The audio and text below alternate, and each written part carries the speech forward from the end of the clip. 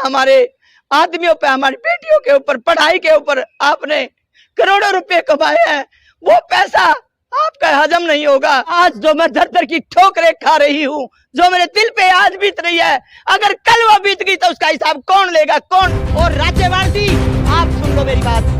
राज्यपाल जी आपने इलेक्शन लड़ने की सोची, 700 किसानों की, विधवाओं के बच्चों की नहीं सोची। बदुआएं तुम्हारे को मिलेगा, भगवान करे तुम्हारे कीड़े चले। जब तक मेरे तन में खून रहेगी, एक एक बूंद का हिसाब लेके रहूंगी, चाहे मुझे कहीं भी जाना पड़ जाए, बदला लेके रहूंगी। जब तक जिंदा रहूंगी, जब तक अपनी पति का हिसाब किताब लेके रहूंगी।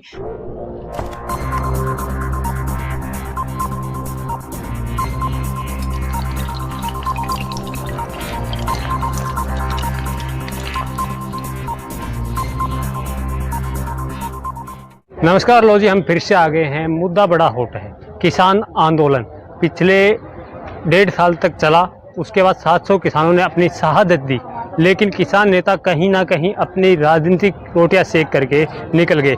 मेरे पास एक लेटर हेड है भारतीय किसान यूनियन चडूनी की, जिसमें साफ तौर पे चडूनी साहब के पीए बताए जा रहे हैं। उनका कहना है हमारा किसान सतीश कुमार श्री चंद्र सिंह गाँव मुकीमपुर जिला सोनीपत के आंदोलन में शहीद हुए थे 3 फरवरी को सिंधु बॉर्डर पे, लेकिन अब तक उनके इंसाफ के लिए कोई बात नहीं की जा रही। उनकी जो धर्मपत्नी है अलग अलग नेताओं के साथ के पास गई, लेकिन वहाँ से कुछ ठोस कदम उठाने का न कोई आश्वासन मिल रहा है, न कोई कार्रवाई की जा रही है। तो इन्हीं से जानना चाहेंगे अब तक ये किन किन किसान नेताओं के पास जा चुकी, जो तथाकथित लोग अपने आप को किसान मसीहा कहते थे, राकेश टिकैत हो, चाहे गुरनाम सिंह चडूनी हो, और अदरवाइज जितने भी संगठन थे, 240 संगठन किसान जो थे, जो बॉर्डरों पे बैठे हुए थे, उनमें सभी ना सभी कहीं ना कहीं सवालिया निशान लग रहे हैं कि वो एक तरफ बात कर रहे थे कि हम तब तक वापस नहीं हटेंगे, तब तक 700 किसानों को जो शहादत हुई है उनको इंसाफ नहीं मिल जाएगा, लेकिन कहीं ना कहीं एक तरफ दूसरी तरफ दिखाई भी दे रहा है कि वो अपनी राजनीतिक रोटियां सेक के हट चुके हैं। अब इन पीड़ित परिवारों को इंसाफ कौन दिलाएगा? इन पीड़ित परिवारों के घर से जो चिराग खत्म हुआ है उसका जिम्मेदार कौन है? बहन जी आपसे जानना चाहते हैं, पहले तो पूरा मामला क्या है वो बता दीजिएगा। मैं शहीद सतीश कुमार की पत्नी रमेश अंतिल मकीनपुर गांव से, और उनके न्याय के लिए मैं दर दर की ठोकरें खाती फिर रही हूँ, जिसमें कि ये दैनिक भास्कर में भी उनका नाम है। और वो कह रहे हैं वो लोग कि हमारे पास उनका नाम नहीं आया है। क्या यह जंतर मंतर पे आके मैंने आवाज लगाई थी, 200 महिलाओं में से श्रीमती रमेश अंतिल ने आके आवाज लगाई थी कि मेरे पति शहीद हुए हैं, मेरे बच्चे भी शहीद हो जाएंगे, तब तक भी मैं यहाँ लड़ती रहूंगी। और आज भी मैं कहना चाहती हूँ, जो 20 करोड़ लाख रुपये लेके भाग के जो सबको हरियाणा को बेच के खाने का काम किया है, मैं उनको कसम खाती हूँ, उनके बच्चे बीबियों को उनका दिल से बद्दुआएं देती हूँ। कौन लोग हैं वो तो हरियाणा को बेच के खा गए? चन्नूनी साहब ने तो कुछ हमारे मान लो 1 बच्चे तक की पढ़ाई का किया था, लेकिन जो राकेश टिकैत जी हैं उन्होंने आज तक हमारे बच्चों की कभी शुद्ध नहीं लेनी सोची है। 22.5 लाख करोड़ रुपए उन्होंने हमारे मृतक परिवार के बच्चों का पैसा आया जो देश ने दिया और ट्रस्टों ने दिया, कहीं कर्नाटका से आया। राकेश टिकैत जी पे बहुत बड़े आरोप लगा रहे हैं, वो तो अपने आप को बहुत बड़ा किसान नेता मसीहा मानते हैं। मैंने राकेश टिकैत पर हजारों बार फोन पे बात करी, लेकिन उन्होंने बात नहीं करी। और कहा जा रहा उनकी तरफ, उन्होंने उनकी तरफ से ये कहा था कि मैं बात करूंगा, लेकिन आज तक 1 साल 5 महीने हो गए हैं मेरे पति के बारे में, आज तक मेरे बच्चे के दरवाजे पर भी आकर उन्होंने मेरा बेरा नहीं लिया है। रही दूसरी बात, हम रानीगंज सिद्धि गए, वहां पे कल्पना जी मैडम से हमने बात करी, और कल्पना जी के बारे में ही आज हमने आके दिल्ली में महाराष्ट्र सदन में आके मीटिंग के बारे में उन्होंने हमारे से बात करनी सोची, तो उन्होंने अलग अलग 3 बंदों से बात करने के लिए कहा। मैंने कहा मेरा दिल दुखता है, जब मेरा परिवार अब सुरक्षित नहीं है तो कल कैसे रहेगा? हम घर परिवार बड़ा बना देंगे, जनता को जोड़ देंगे, लेकिन जो मेरे साथ हुई है उसका बदला कौन लेगा? तो हमारे को दलीसा देने की भी हिम्मत नहीं है उस औरत में। तो मैं बताना चाहती हूँ, आप उत्तराखंड रानीगंज सिद्धि में जाके क्यों नहीं करते ये धरने प्रदर्शन? आप हमारे हरियाणा को, हमारे रोहतक को, हमारी दिल्ली को लूटने के लिए क्यों आते हैं? वो तो कह रहे हैं हम किसानों को मसीहा हैं, आप कह रहे हैं कि हरियाणा को दिल्ली को लूट के चले गए। हमारे को जो आता है सिर्फ लूट के जाता है। हमारे हरियाणा की तरफ किसी ने आंख भर के भी देखी तो आंख भी जोड़ने का काम श्रीमती रमेश आंतिल करने के लिए तैयार है। अच्छा, तो टीके साहब तो अभी कह रहे हैं कि आप 2 दिन से उनका वीडियो वायरल हुआ है, किसान यूनियन में टूट पड़ेगी, लेकिन वो कह रहे हैं कि हम तो किसानों के साथ खड़े हैं, खड़े रहे। मैं राकेश टिकैत को बताना चाहती हूँ, अगर 700 किसानों की महिलाओं को और उनके बच्चों की अगर आपने जिम्मेवारी नहीं ली तो लाखों करोड़ों रुपए जो तुमने लेके भाग के गए हो। और राज्यपाल जी आप सुन लो मेरी बात, राज्यपाल जी आपने इलेक्शन लड़ने की सोची, 700 किसानों की विधवाओं के बच्चों की नहीं सोची। बददुआएं तुम्हारे को मिलेगा, भगवान करे तुम्हारे कीड़े चलेंगे। वो तो साफ तौर पे कहने किसानों की शहादत को हम बेकार नहीं जाने देंगे। कहाँ गए फिर वो वादे? ये वादे करके झूठे रच रच के उन्होंने हमारे 700 किसानों की शहादत पे राजनीति खेलनी चाहिए। उस राजनीति को खेलने नहीं दूंगी जब तक मेरे तन में खून रहेगी। एक एक बूंद का हिसाब लेके रहूंगी, चाहे मुझे कहीं भी जाना पड़ जाए। वो लोग कह रहे हैं, आप कह रहे हैं कि राजनीति कर रहे हैं, वो लोग कह रहे हैं कि राजनीति से हमारे को लेना देना ही नहीं है। अगर उसका राजनीति का काम नहीं था, अगर उसका राजनीति का काम नहीं तो यूपी में क्या जीती बीजेपी? बताइए मेरे को आके इधर। तो जनता ने वोट दिया ना, राकेश टिकैत ने तो नहीं दिया ना। राकेश टिकैत ने इशारा किया, उन्होंने 700 किसानों की नहीं सुध बुध ली। मतलब राकेश टिकैत के कहने पे किसानों ने वोट दिए। बिल्कुल इशारा किया उन्होंने, क्यों नहीं लिया? उन्होंने इलेक्शन की बड़ी थी। राज्यपाल जी ने, चंदूड़ी साहब ने जब इलेक्शन की जीतने की सोची थी तो उन्होंने उस टाइम हमारी आंखों का पानी का दर्द क्यों नहीं झलका? आज हमारे बच्चे रोड पे हैं, वो कह रहे हैं कि मेरी 2 हिस्से बिक गई है। कहाँ बिकी है? आज मेरे को कागज दिखाओ कौन सी जमीन बिकी है उनकी।